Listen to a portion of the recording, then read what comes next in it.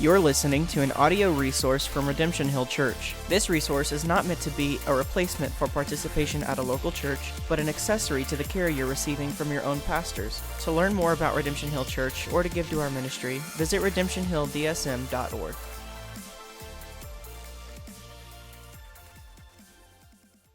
Hey everyone, Pastor Sean, pastor of Redemption Hill Church, located in the Des Moines Metro. Des Moines is located in the state of Iowa, for those of you who don't know. Thanks for joining this podcast once again. Cornfield Theology is a ministry of Redemption Hill Church. And you can check us out at redemptionhilldsm.org. We meet at Radiant Elementary at 10 a.m. on Sunday. We'd love to, if you're in the area, come visit, come worship with us. It's good stuff. Cornfield Theology, we put up podcasts and blogs, and we have some extra resources where we link to that we think is helpful for you. So you can check that out at cornfieldtheology.com. If you're new to the podcast, it's called Cornfield Theology because we're in Iowa and that's basically corn country. So there you have it. And we like to think about theology. We want to think well about theology. So in particular today, we want to talk about natural theology. So I brought in my friend, Kenny Ortiz. How you doing, man? Living the dream, brother. Feeling great. Living the dream. I know, man. We were just talking about fatherhood and how great. As a matter of fact, speaking of fatherhood and the importance of life, the last podcast we did together was on why we are pro-life. That's right. And so if you want to check that out, Kenny gives some great insight of why you should be pro-life and from a biblical perspective as well. But you know what? We could talk about it from a biological perspective. So you can go to cornfieldtheology.com. And then Kenny, you got a website, man? I do. Theologyfortherestofus.com. That sounds like a blog or a website I'd want to check out. Absolutely. Theology for the rest of us. And man, give a quick bio for those who do not know you. Give the rundown, man. Born and raised in Philadelphia, Pennsylvania. Shout out. That's right. Born and lived in several places. I was in youth ministry for several years, worked in real estate, moved to the Twin Cities, Minneapolis in 2017. But I was a professor at a small college, recently just actually moved to a different school. So literally just 3 weeks ago, joined the faculty of a different college across town. I am now a assistant professor of history and theology at Bethlehem College and Seminary in Minneapolis. Nice. And also serve as a part of the admissions team. So associate director of college recruiting. So if anyone is interested in being a part of just a fantastic, rigorous, Bible-based, theologically informed, inexpensive college education in the Twin Cities, I'd love to chat with you. Yeah. And I'm married for 2 years. We got a baby daughter. She's 11 months. Such That's a joy. Awesome. And then I podcast and blog at theologyfortherestofus.com. That's great, man. And what's the website for Bethlehem College and Seminary? People want to check it out. Yep. BCSMN, like Minnesota.edu. BCS, Bethlehem College and Seminary, BCSMN.edu. Thanks, man. I know several people who've gone through that undergraduate program and who have benefited greatly. And obviously they have a seminary as well. So that's that college and seminary has a lot to offer. I highly recommend it as well. I know I got kids who are getting older and I'm thinking like college, what do we do? Where do they go? That one's been on my radar. So my oldest is only 12. Maybe I'm thinking a little too far ahead. You got a few years. I got a few years, but it goes quick. It goes real quick. All right. Natural theology. I reached out to you, Kenny, because you wrote a blog that I read. I'm going to read the title here and they can check it out at your website. Natural theology, definition, viewpoints, critics, why it matters. You posted it on May 14th. So not too long ago. And I read it. I thought it was really insightful and helpful. And it's a topic I think that in our, let's just call it evangelical world, although I take some umbrage with that particular word these days, but for the sake of, simplicity, let's move on. In our circles, I think a lot of Christians are not familiar with natural theology. Mm-hmm. They hear it and they're like, what does that even mean? You try to, what's natural, what's theology? How do these two words connect? So can you give like a 30,000 foot overview of natural theology? And we'll get into the details here in a moment, but kind of give that big definitional overview. Yeah. The simplest way to natural theology is a branch of Christian theology or several branches. This is the branch of theology that is attempting to learn about God through examining the cosmos, like the universe that we live in. You're trying to examine nature and creation and how things function. And so proponents of natural theology, like myself, we would argue, we would say, we believe that God has revealed himself in creation, in nature. that the attributes of God and the intentions of God are exhibited to some extent in nature and creation. And then if you use your intellect to examine nature and creation, you will learn a lot about God. So you do a lot of blogging and podcasting. I do the same thing at cornfieldtheology.com. And, we always write for different reasons. Some things come up and there's some things we, push aside for maybe a later date. Why did you take your hands to the keyboard and write on this particular topic? What motivated that for you? Great question. Almost everything I do on my website, honestly, is because I have people that ask me. That's really it. Yeah. There's been this kind of debate in the Twitter sphere, if anyone's I've seen it. Around Aquinas in particular, Thomas Aquinas, 13th century theologian. And one of my, I won't say any names, one of my dear friends and heroes, really modern, a professor I had who was really influential, kind of has like an anti-Aquinas flavor to him, and makes commentary regularly. Really, bashing is probably too strong of a word, but not far. He really doesn't like Aquinas. Very critical. He's very critical of Aquinas, and he's very concerned of Christians following Aquinas in the way he's thinking, Protestants specifically. And I think he's right in his concern. There are reasons to be 100% right. His view on his stoicism and transubstantiation, his view on the sacraments. I mean, there are many things Protestants can look at Aquinas and be like, nah, ain't going down that road with you, bro. Right. There are things we should reject. Absolutely. But I think that there's lots of things that that Aquinas contributed in theology, but the one area where he is most commonly cited, and not just by Christians in theology, but by even secular philosophers, every law student in America has studied Aquinas's understanding of law. It's a part of legal studies in every law school in America. So it's really transcends even Christian theology. So Aquinas's thoughts on natural theology and what it leads to, I think, are tremendously helpful and very useful for us as Protestants. And so to reject that, I think is odd and unhelpful. I really like. That's why I wanted to chime in on this. Yeah, and that's a good hook for what we're going to get into, is why some evangelicals reject natural theology. And obviously that comes from Aquinas. But one kind of footnote here regarding church history, and one thing that's like a rock in my shoe, and this is why I studied early church history actually for quite a while, and it's this.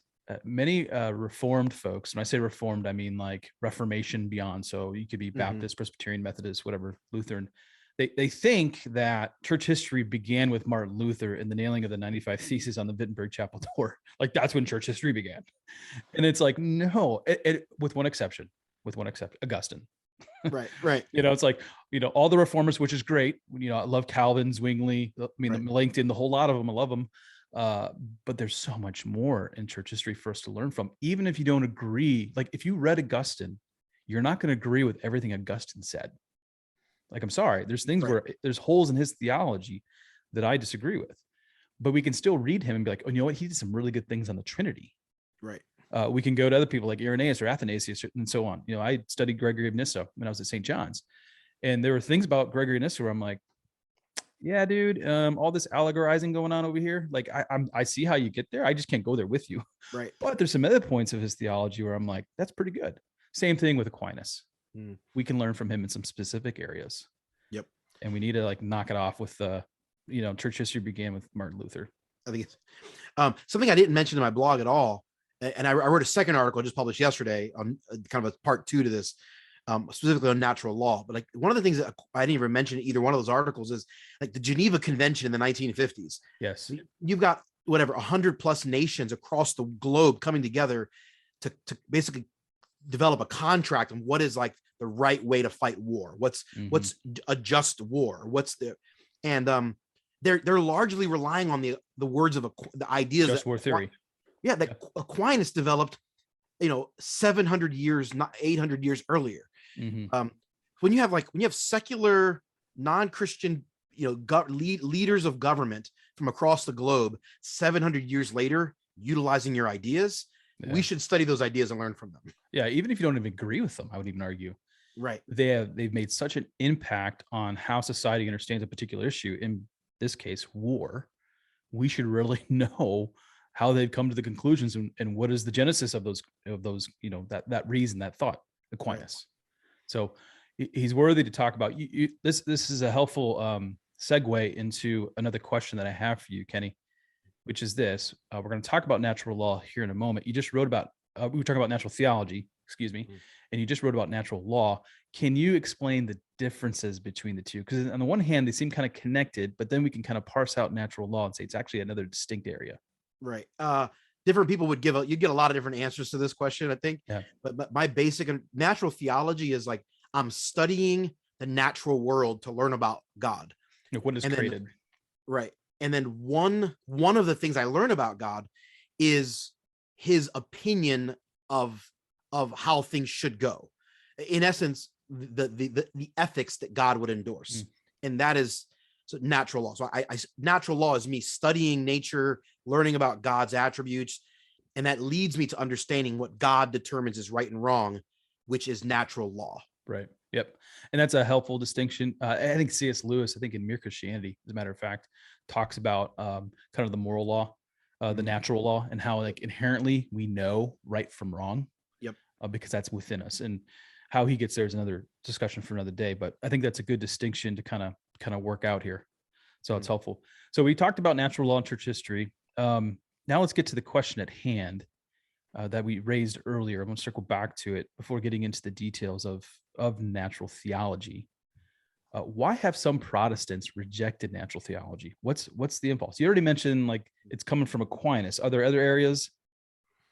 Yeah, it's partial. I think in some people have rejected the idea of natural theology purely because it's attached to Aquinas' name, or Aquinas largely leverages Aristotle in his writings. And so some people would say Aristotle was pagan. Why would we be utilizing works that are from these pagan philosophers? Right.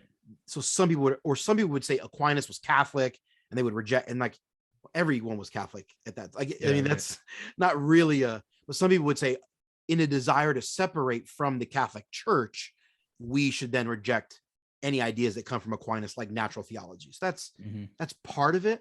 You don't get a lot of rejection from the reformers themselves, the first generation in the 16th century. Right. In fact, I would argue that Calvin relies on Aquinas' work at times, not a bunch, but he does some.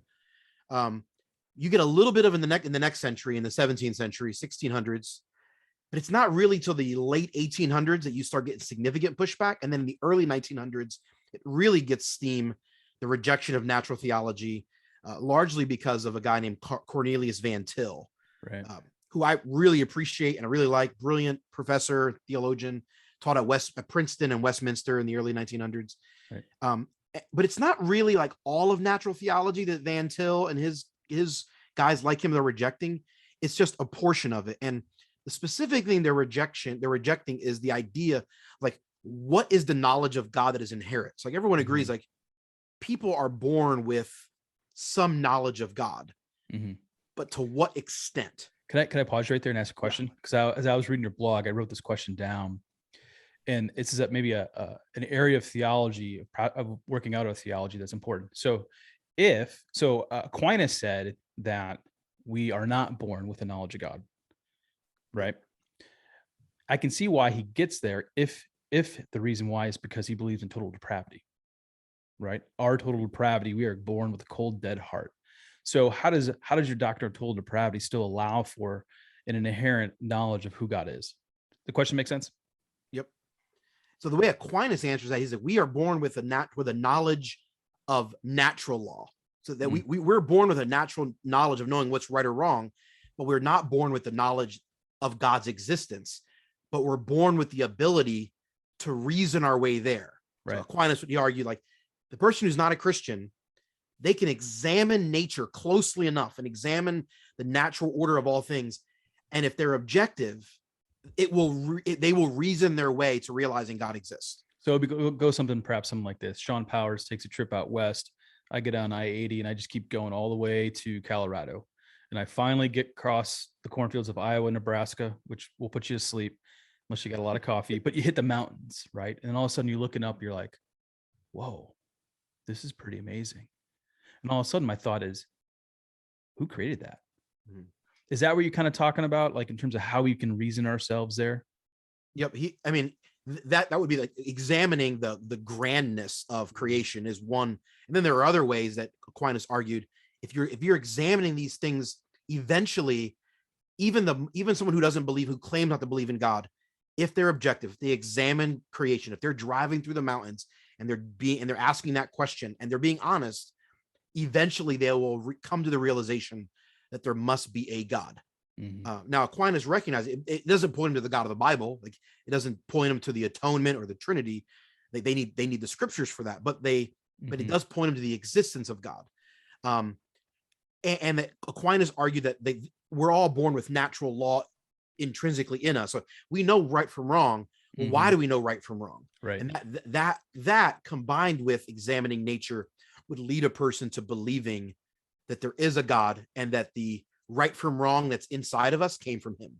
So to kind of put a bow on this topic in terms of total depravity, so we can hold, I have a cold, dead heart and I'm unable to save myself. It requires something external. It requires a God, a savior outside of myself in order to save my cold, dead heart. But my cold, dead heart doesn't mean I'm unable to reason in this world, unable to put together certain concepts, unable to discern right from wrong in one way or another. Now, I can't do that perfectly, but that innate ability is still there. Right. But there are guys like Van Til come along and say, actually, Aquinas is wrong in that humans are born with the ability to reason their way to God. Actually, humans are born immediately knowing that there is a God, and they simply deny that truth. Suppress the truth. They suppress that truth. So Van Til would say, no, you're not born with the ability to reason your way to God, and you're not merely born with the knowledge of morality, as Aquinas says. No, it's more than just the knowledge of morality. You're actually born with the knowledge of God himself. And then in your sinful nature, because of your depravity, you choose to suppress that. And so that may seem like a slight difference, but it has some practical differences in various areas of your life and ministry. So can you give an example of some practical differences between the two approaches? For Van Til, there's a lot of ones. For Van Til, the biggest one comes in how we do evangelism, right? Parenting is another one that guys have discussed. But Van Til talks about evangelism. He's just like, if I believe that someone who's not a believer, they may have some inherent understanding of what's right or wrong, but they don't have an inherent knowledge of God, but the ability to reason toward God. That's Aquinas's argument. Well, I'm gonna give them reasons to believe in God, and hopefully that's going to reason their way to God. I'm going to give them, and that's what's the idea of classical apologetics. The idea of like, I'm going to give you reasons for why there's a God, and kind of a lot of our apologetics in modern day American evangelicalism sort of believe, right? We're going to give you the evidence of why there's a God. There's evidential, there's presuppositional apologetics, basically. Right. So Van Til is in the presuppositional category. Right. He's in this other, he would say, when I'm doing evangelism, giving people a list of evidences is silly because they already know there's a God and they're denying it. I don't have to give them evidences for a God. They know that God is there. They're simply denying this truth. So actually what I need to do is expose their willingness to deny the truth rather than give them evidences. And that has some those two approaches to evangelism are drastically different. Yeah, right. Can you explain how this is any different or similar to like general revelation? In our systematics classes, we picked this up, right? General revelation versus special revelation. How does all this play out under natural theology? Yeah, general revelation. So real quick, if anyone doesn't know the differences, general revelation is what we can learn about God from nature. So natural theology is in essence the study of engaging in general revelation, looking for the things that have been revealed generally. That's kind of the simplest way to describe natural theology. Special revelation is the information about God we can only learn because God has specifically revealed it. And throughout history, there are various ways God has done that. But those of us who live post-cross in the New Testament church, the way God reveals himself is through written form, the Bible. Yeah. So you're going to hold those categories personally, general revelation versus special revelation. We can also say, well, I think if we back up even more, this idea that God has revealed himself is extremely important. It's extremely important. So the word revelation is actually quite monumental here in the discussion of natural theology. God has revealed himself in creation. What are some texts that you would go to, Kenny, to help point that out? Yeah. Yeah, I was going to pull up a couple of passages here. Side note, the idea that God has revealed himself to humanity, as you just said, he was under no obligation to reveal. He didn't have to do that. Right. Like the infinite God that we serve is knowable. Like he's made himself know. It's just, it should blow our mind every time we consider it. It should put you in awe, honestly. Like, every time. Oh, yeah, absolutely. So a couple passages of scripture that I think are helpful. Romans 1, the Apostle Paul says this, kind of relatively well-known verse.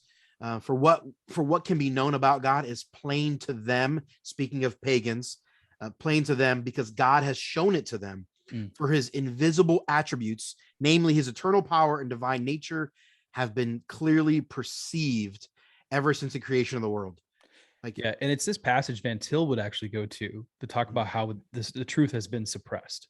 Yep. Like if he's using some proof text to prop up his argument, he's actually going to continue to read Romans 1 and show how humanity has suppressed the truth that God has revealed. Correct. So that's one passage. I think just in general as well, like there are literally dozens of passages that command us to look at something in the natural world. One of my favorite examples, there's a few that I just love. Matthew chapter 6. Jesus is teaching. He is wanting to teach the character and nature of God to these people who are listening. And he says, look at the birds. Birds in the air, yeah. Like they're taken care of, right? Because your Father in heaven makes sure they're taken care of. Mm-hmm. Aren't you more valuable than birds? Like the fact that birds are never hungry is the evidence that God will take care of his people. And so we can learn about the character of God by examining how birds eat. Right? That's that's good. We're doing a sermon series for the Sermon on the Mount, so maybe I have you down for that passage. Every time we're driving around, you hear birds chirping. Yeah, you should think that's a reminder that God takes care of his own. Yeah, amen. I think of Psalm 19, the heavens declare the glory of God. The sky above proclaims his handiwork. Day to day, he pours out speech. Night by night, he reveals knowledge. I mean, there are so many texts. In particular, pulling out Psalm 19 right there, there are several Psalms that really speak to and help us to understand what we mean when we say general revelation. Yeah. And you see how that's connected with natural theology. Go ahead. There's one other, this is actually probably my favorite, just because I think it's so funny. I love the Bible. I love the Bible so much. Proverbs 6. Right? He's rebuking it. He says, go to the ant, oh sluggard. The ant. If you're a lazy person, if you're a sluggard, here's what God wants you to do. Go find an ant and examine the ant. And this is what the proverb says. Consider her ways and be wise. Without having any chief, officer, or ruler, she prepares her bread in summer and gathers her food for harvest. Like God is saying, like, hey, you can actually learn how you should behave by watching how an ant behaves. Yeah. Which is really a remarkable thing, because God is saying ants, they think about the next season and they prepare. Likewise, you should be thinking about the next season of your life and be preparing accordingly. Like the ant is not lazy. You should stop being lazy. So God's intentions and desires for humanity are intrinsically woven into or baked into the natural order of the world, even ants. Yeah. And we wanted to make a distinction here between, like, say, pantheism, like we're not worshiping the creation, right? And we're not in natureism, which is something a little bit different. Like the nature is going to be worshipped over here, and pantheism is like God's in the nature, right? So we're worshiping the creator who created all these things, right? Yep. Who created the universe, the cosmos, who created the earth and everything that's in the earth. So those are important distinctions to make when you think about, God being creator and natural theology. So we see how general revelation, using that theological term, helps us understand natural theology. But natural theology, does that speak into special revelation at all? And this is where I think a lot of people will have concerns if you say you can reason yourself toward God. It's when you talk about special revelation. So you can talk about kind of the relationship between that and natural theology, if there's a relationship at all. Yeah, the relationship ought to be that natural theology, whatever we learn from examining nature, needs to be governed by special revelation, not the other way around. Meaning, I can't look at a spider and examine something and then think whatever I think of must be true. Right. No, whatever I see in a spider, I might learn something. Now I go and I compare it to what I see in the Bible, and that the Bible is the trump card. I understand the world through the lens of the Bible, not the other way around. And I want to be very careful about that. Right. And I think where I was trying to go is like observing nature does not save you, cannot save you. Correct. Right. So when I think we have maybe a slight difference of special revelation, how I understand it. I would take it more toward the revealing of Christ, by the power of the Holy Spirit, not necessarily scripture. It's more of the miraculous, things like that. They obviously go hand in glove, but you can't be saved through general revelation, through a reasoning yourself toward God. Right. Exactly. And I think that's really important. That's what keeps us away from some of these other theologies or philosophies that exist. So I want to keep as biblical as possible. Only Christ saves, Christ alone. Nowhere in nature am I going to learn that Christ died for my sins, rose from the dead, and I am saved by putting my faith in him. Like, that's not taught to me by examining the natural world. Right. That's taught to me by reading Romans and the New Testament. Right. That's exactly right. So as I was reading your blog, my mind kept going to a lot of studying that I've done in the past on intelligent design. I don't know how much you've gotten into that. And here's where I'm trying to go. When I've studied intelligent design, the purpose of the movement from a Christian perspective is to point that a creator exists, right? It's an apologetic. I mean, it's scientific, but it ends up being an apologetic. Right. And so I think this whole idea, one idea is of irreducible complexity. Like if you take the most simplest organism that exists, if you would take one part of that simplest organism that God has created, it would cease from working. And so how do we, is that a good approach to understanding kind of natural theology, and how that dovetails into apologetics is by actually looking at the specifics of what God has created, through the lens of perhaps intelligent design? In our modern context, maybe utilizing intelligent design is not a bad idea. It's still not in my mind. It's not the ideal. Right. Okay. Ultimately, and I'm not an expert on intelligent design, so but a lot of guys, even the Christians, are a part of that are promoting the language of intelligent design. Their goal is to basically say there is a creator. Right. And I that's fine, but I want to push I don't want to just push that there's a creator. I want to push that Christ is the creator. Right. And so maybe it falls short. And so to me, I want to utilize natural theology to show like that there is a creator that wants to be known. Okay. Like rather than just natural theology tells me that there's a creator.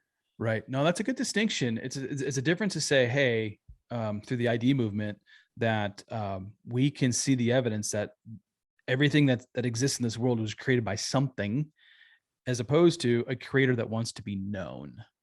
I mean, those are massive. I mean, it is one other step that's really important, and he has made himself known. And that's where scripture actually becomes extremely helpful, right? Because it helps us to map on what we see within creation.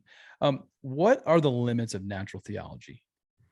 Like where can we go too far? And then it gets into some of the concerns that maybe people have had regarding natural theology beyond Aquinas.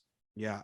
I mean, we can start deducing things from nature that God did not determine for us to deduce. We can come to conclusions. I mean, in our let's get controversial. Baby, let's do that. Like Christians will say things like, hey, one of the natural reasons we would say same-sex relationships are inappropriate is because we see two sexes. We see a man and women, and they go together. They anatomically fit. They make sense. Well, then you have some people that would say, well, in the natural world, in the animal kingdom, we see occasionally animals, male and male, engaging in sexual relations. So since that happens in nature, it must be good, and therefore they can conclude that. Well, now you're concluding something that was not that God would not want you to conclude from that. Right. Ultimately, when you divorce it from scripture is where you're getting into you're going to get wonky. And some people are nervous to like even learn from nature unless the Bible's, like I mentioned birds in Matthew 6. Some people are nervous to even go outside of that because they're like, how weird can you get? So honestly, I didn't mention him in either one of my articles, but Jonathan Edwards used to do a lot of this. Oh yeah. And some people go like, people think Jonathan Edwards made an argument that God created spider webs specifically to teach us how weak we are. We build these webs in our lives this is going to be our source of food. And we watch a rock fall through the web and it falls apart so quickly. We realize how fragile our own efforts are. Like, that's kind of the imagery. And Edwards would go as far as to say God specifically created the spider web to teach us this about ourselves. And some people are like, Edwards, that feels a little too far. It's a little, like, you don't have any evidence that that's exactly why God created the spider the way he did. And some people are nervous to follow Edwards in that way because you can get really wonky really fast. Edwards, though, was always thoroughly bibline, right? I mean, the guy you could cut him. He bled Bible, the guy. Yeah. So, like, I think the nervousness in some people is like, we're going to get wonky and we're going to now start having conclusions that are just really strange and weird and are contrary to scripture, and therefore are going to lead us to believe wrong things about God. And ultimately that's probably right. There are limits that we're going to be very careful with. Yeah, no, it's good. So let's say you're a new father, like we mentioned at the beginning of the podcast, and you're going to parent. You want to parent her, and kind of in the Deuteronomy 6 in the ways of the Lord, but also you can be doing various things. I don't know if you're an outdoors person. Maybe you like camping. Like how do you begin to show your children God in creation?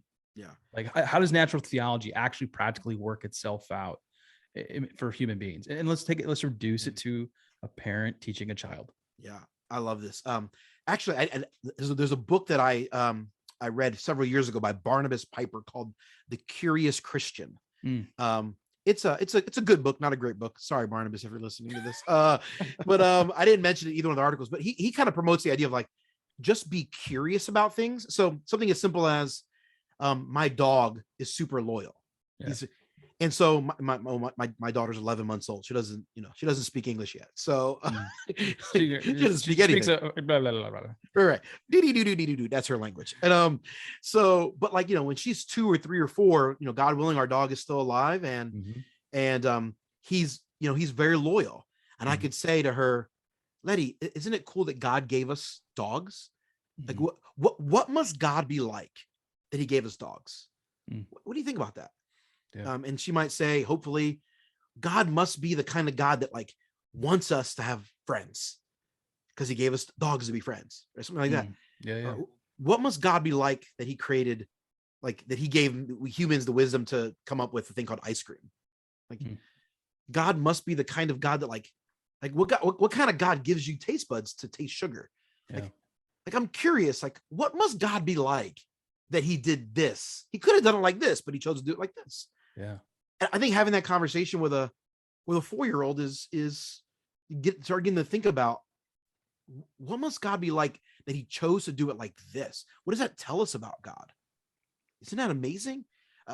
If we, God willing, if my wife and I have more children, we're praying for more, as many the Lord would give us. And I would say, Letty, what is it like? If you're 5 years old, you have a 3-year-old sister. What must God be like that he gave you a little sister? Yeah. Yeah, totally. Absolutely. I do this with my kids all the time. And coming to the point where, like, Dad, come on, but I still do it anyways, because I'm a dad. We live right outside our house are cornfields and soybean fields. So we're slightly outside of Des Moines, even though our church is in Des Moines, not too far. You can get anywhere in this area in 20 minutes. It's great. But anyways, sunsets are amazing in the West. And so when it's a nice day and the sun's going down, I drag my kids out, and I said, what does this make you think of? And then we have conversations about God as the sun is setting. And so that's just a way you can show your children, look at God has created. And here's the other point I want to make, which I would like you to chime in on. God has made creation for us to enjoy. Yeah. And there's some people have a hang up with the kind of joy that we can enjoy these things that God created. So kind of comment on that, like the importance of enjoying what God has created. Man, I didn't understand this, actually, I don't think, until I had a child. Right. So this is natural theology at work. I'm watching the nature of my relationship with my daughter, and I'm learning about the character of God, and I'm understanding it richer. I want my daughter to enjoy things. Yeah. But dude, my daughter got this little Minnie Mouse, little stuffed doll. She loves this little thing. Yeah. I mean, when I pull the Minnie Mouse out, her face lights up every time. And I just want to give her the Minnie Mouse over and over and over again because her face lights up. She's enjoying the thing. I love watching her play with the things. I love watching her put on the clothes that my wife loves to put on bows and, you know, make her very girly and all those things. She loves this. I love watching her enjoy that. And like, I believe that God is the same way. Like God is endowed. The reason I'm this way is because God is a father and he's made me to be like him. Yeah. And God has given us these gifts because he wants us to enjoy them, because our joy brings him pleasure. Right. And for his pleasure, I was made. Yeah. I was made for him. And if he says he takes joy in me enjoying the gifts he has given me, who am I to tell him he's wrong? Mm. And you know what this does when you enjoy something that has essentially been given to you? You have a heart of gratitude. Yeah. Like if you want to take theology into clear application of the Christian's everyday life, it's cultivating that heart of gratitude with the things that God has given you to enjoy. Amen. Like one of the ways I pray with my kids before dinner is, Lord, we thank you for this food. May we enjoy it with grateful hearts. Yeah. You know, because it is from the Lord. The Lord has provided for us. Mm-hmm. And so that's really important, because there's a lack of joy sometimes within Christianity. And there's a lack of understanding of like, how does looking at the Grand Canyon or this cornfield with the sunset, you know, connect to my joy?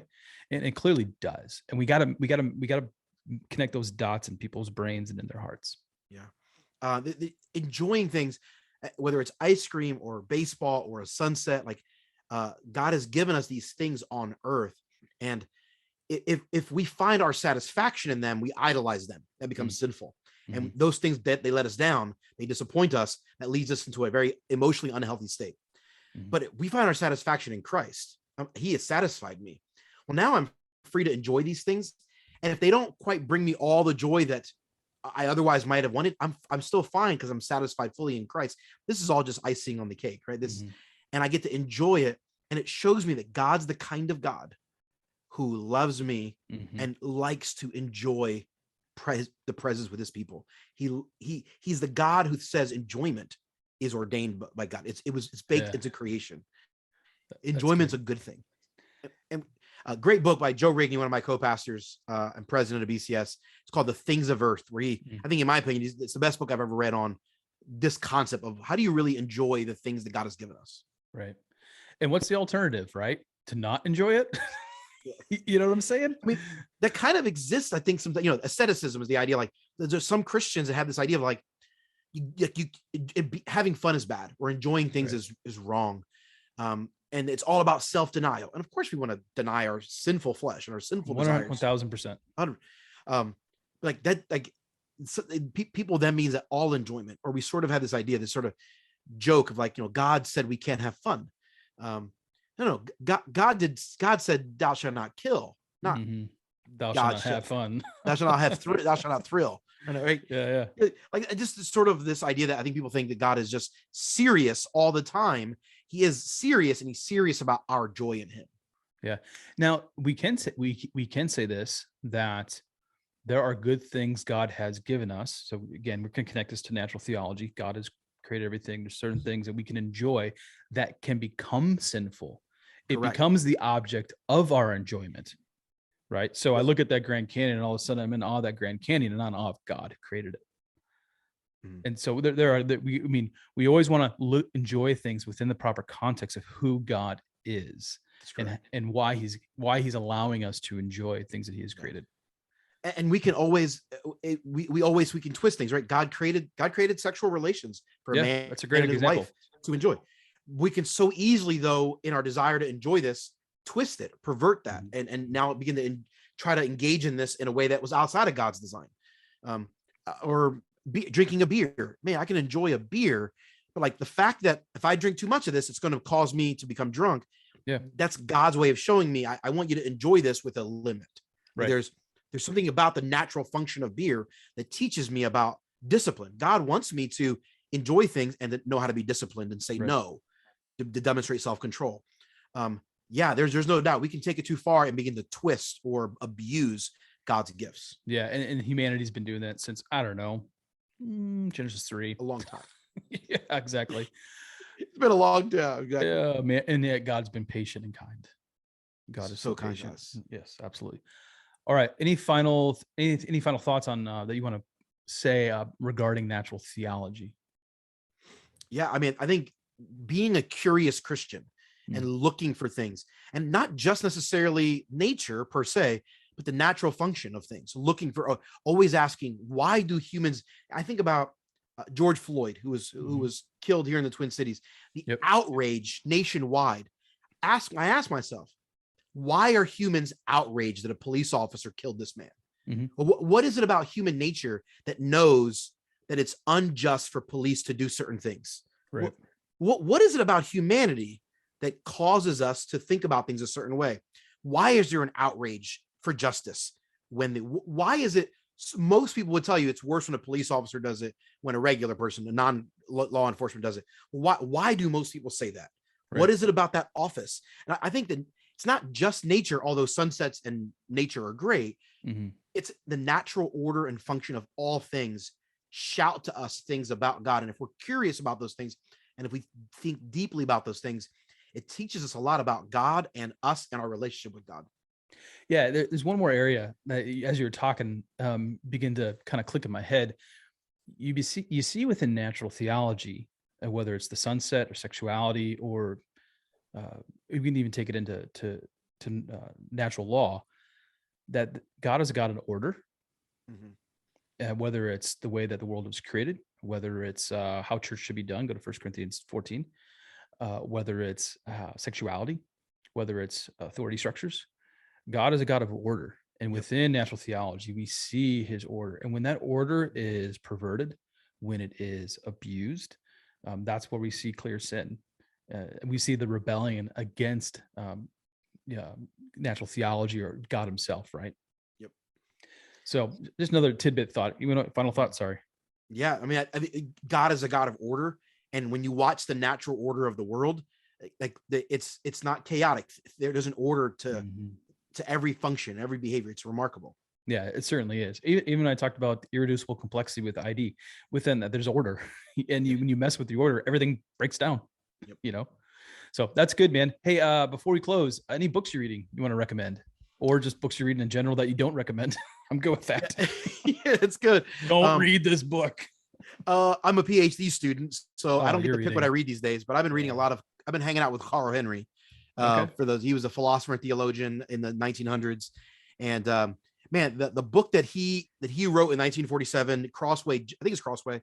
They just came out with a kind of like an updated version of it, like a 20 or whatever 70th edition, whatever, I forget whatever year it is, but like they came out with a version of it. It just was released in the last few weeks. I think Russell Moore wrote the forward to it. But basically it's kind of an updated version of it's called the Conscience of a Modern Fundamentalist. It was phenomenal. It was a short book by Carl Henry, and just really like Henry was dealing with the divide between evangelicals and fundamentalists. And he's basically saying like, the divide between fundamentalists and Protestant liberals. Oh, sure. Like Machem. What was that? Kind of like Machem with liberal. Yeah. So he's kind of like in the line of Machem, and he's saying, listen, like the liberals are wrong in their theology, but the fundamentalists are wrong in their disengaging from culture. Almost application. How do we actually still hold on to our doctrine but engage with culture well? And so the Conscience of a Modern Fundamentalist, short, easy read, highly recommend. It was written in 1947. It's just as applicable today as it was 70 years ago. Yeah, I read Christianity and Liberalism by Machem, I don't know, maybe 2 years ago or something like that. And I'm just reading it and I'm like, okay, this is still happening, even though this was written in 1921. Yep. 100 years later, it's still applicable. Yeah, it's like nothing has really changed. No, that's a good book. Carl Henry's fantastic. He's worth reading. I happen to be reading, I don't know if you've heard of this one. I just picked it up. It's called Discontinuity to Continuity by Benjamin Merkel. I had him in class in seminary. That's not why I'm reading it, but the subtitle is A Survey of Dispensational and Covenant Theologies, which is actually really helpful. And it kind of lays out the land from classic dispensationalism to something called restorationism. So it puts everything in kind of on a spectrum. And so you got, okay. yeah. So it's showing the nuances between these various theologies. And I've really enjoyed it in terms of understanding some of those nuances. So it goes through classic dispensationalism, revised dispensationalism, progressive dispensationalism, then progressive covenantalism, covenant theology, which is where I'm at, and then Christian reconstructionism. And it kind of traces, he has some key questions for each group or each system of theology. And it says, in light of what they believe, this is what the differences are. So I've been helped by that. Yeah. I mean, that would be a helpful book for anyone wanting to study eschatology too, because that would inform. It's funny you say that. He doesn't touch on eschatology, but you see the drippings of eschatology all over it, because you have to deal with one particular issue, Israel versus the church, and how that relationship maps out in these various theological systems. Right. Because that's got eschatological implications. So yeah, it's been a good book. I'm always in like 3 or 4. I've never in 1. So I'm like a PhD student without the PhD. Still in books. My wife's in that boat. She's getting a PhD. Put hubby through. That's the degree. Yeah, that makes sense. All right, everyone. Hey, man, thanks for coming on, man. Thanks for coming on again. I hope that was helpful. And then once again, where can people find you out online? Yeah, theologyfortherestofus.com's website. And then I like to be on Twitter, so you can find me at Kenneth Ortiz. Tweet at him. Just mash at the tweet button. Just tweet at bring him. it. Just bring it. He loves taking the heat. So, well, thanks everyone for listening. If you want to mash at the button at me, I'm at Sean_DSM. I wasn't in the Twin Cities with you. Sean_DSM. That's where you can find me on Twitter. Thanks for listening, everyone. You can go to cornfieldtheology.com for all the latest blogs and podcasts. If you want to receive emails from cornfieldtheology.com, you just go to the bottom of the page, put your email address in. I don't spam you. You just get the latest blog when it's posted. So that's it. All right, man. Thanks again. And then we're going to do this again, right? Absolutely. God willing. We're going to figure this out. We're going to get something on the calendar so we can do this again. Love it. Thanks everyone. God bless and peace out. Bye. You're listening to an audio resource from Redemption Hill Church. This resource is not meant to be a replacement for participation at a local church, but an accessory to the care you're receiving from your own pastors. To learn more about Redemption Hill Church or to give to our ministry, visit redemptionhilldsm.org.